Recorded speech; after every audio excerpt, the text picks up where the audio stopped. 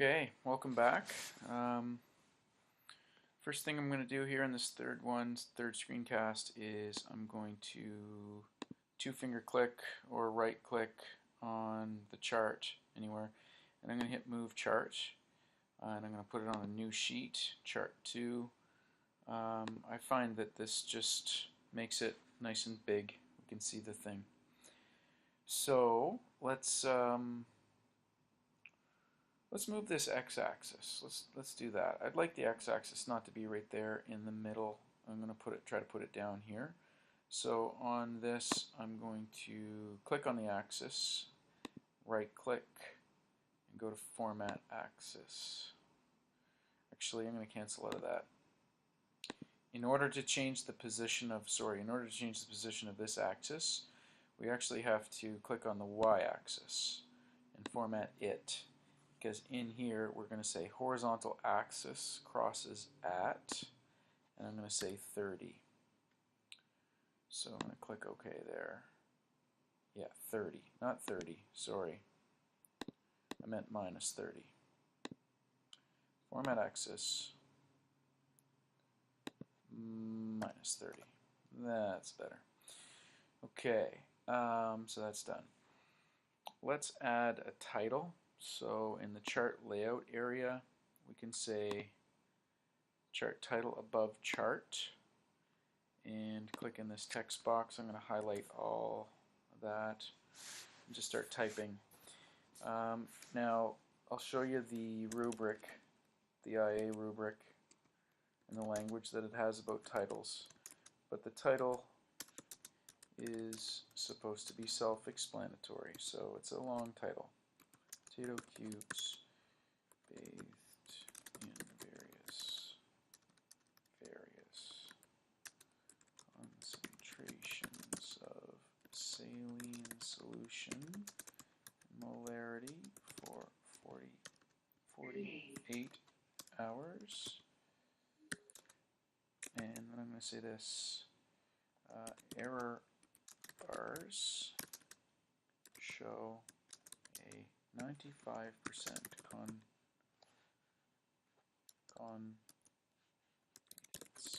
interval. There we go, period, close parentheses. So that's good. I'll click out of there and it auto changes the size of everything. Now when I was doing this earlier, I noticed that, I think if I put a carriage return right here, cursor right there, delete the space and hit return, it puts that parenthetical statement all in one line, and to my eyes that just looks better. So there's that. This is our little text box. We're going to fool around with that a little bit later. While we're on to titles, let's do axis titles. So right here, axis titles, horizontal axis, title below axis, we can click that and it will give us a little title here. Again, just a text box. We can highlight everything, and I'm going to type concentration of saline solution. That's in M for molarity. Click out of there anywhere. And I'll go back here, vertical axis rotated. There's our little text box. Control all. We'll just highlight everything and I can type. So percentage change in mass of potato cube, and maybe cubes, and I'll put a little percentage sign in brackets there just for what it's worth. Click out of there, and if I got that spelled right, yeah, there's no typos there. That's good. So we have axis titles. Our little text box is kind of going astray. We'll just put that there. Starting to shape up here, you guys. It's looking pretty good. Hopefully you're having some success. What now? So I guess let's fool around with the text box. So the thing one more thing I want to put into this text box is I want the R value as well. Now, I haven't figured out how to. I'm at my mom and dad's. You might be able to hear some sound. That's fun. I don't know if that sound's coming in here. Anyway, I want to calculate an r value, and basically I'm just going to take the root of r squared. And I'm going to do that over on our data, screencast data right here. So, okay, this is what I'm going to do. I'm going to go ahead and I'm going to actually type r squared here. R squared tab. Now, in this cell, I'm going to say equals, and r squared is actually a function. So just type in r and then grab rsq. And in order to do that, it wants the known y's, comma, known x's. So here are my known y's. I'm going to click and drag down, and I'm going to put a comma in, and now I'm to do my known x's. So these are my known x's. So click and drag, bam. I'm just going to hit enter. There's my r squared value. And if I go over to the graph, 0.68511, 0.6851, you know, a little bit more precision here, whatever. So now from that, I can say the r value. And I'm going to use the function of square root. So just equals SQ, that's, you know, SQRT, that's square root. Just click on it there. And I just put the number in here, and I'll click the cell. So it's going to do the square root of cell J10, which is that one. So enter. So there's my r squared and my r. Good. So the r is the one that I didn't have in the text box. And so I'm going to highlight that. And I'm actually going to double click in there. I'm just going to hit escape. Sorry, I'm going to highlight that. This is what I'm going to do. I'm going to right click on it and copy. And then go to my chart.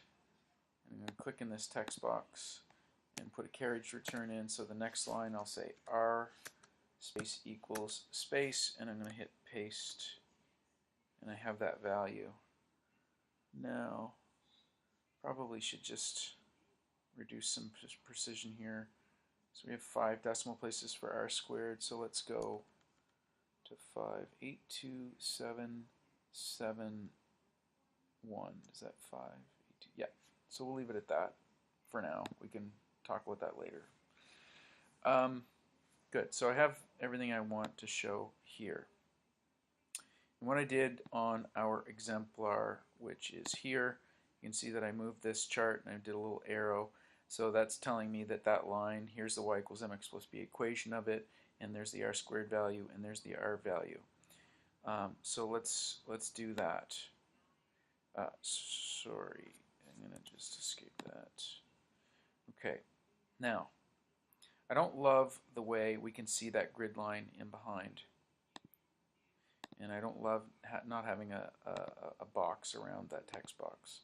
So again, just to clean it up a little bit, I'm going to right click on it, format text. I had a hard time with this before. I had a hard time finding this. So font color, fine. This is all, so text box, properties, sorry, text fill. See, this is all text, line, no line. What happens if I do this? Yeah, that's all the text. I'm going to cancel that. Okay, I might come back to that.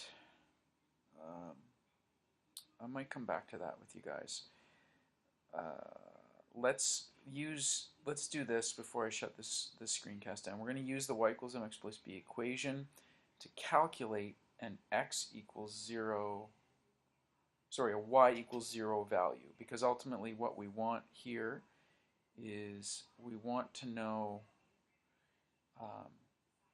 where our trend line crosses the x-axis. And at the x-axis, y equals 0, so we're going to plug y equals 0 into that equation. To do that, I'm going to go into the text box, and I'm going to I'm going to copy the equation. Try to highlight and copy the equation. So Shift, Option, and little left arrow. I'm highlighting the equation. I'm going to click Control C for copy. I'm going to go over to my data table, my data area, and I just need some space to do this. So I'm going to paste the equation now. I want to know what x equals and y equals 0. So some quick algebra here says that to solve for x and y equals 0, it's going to be minus 1.7179 divided by, so slash 30.098, enter. Oh, sorry, that was a negative 30, my bad. So I'm going to go up here into my equation, in this area, and put a little negative sign there, and then hit enter. That looked better.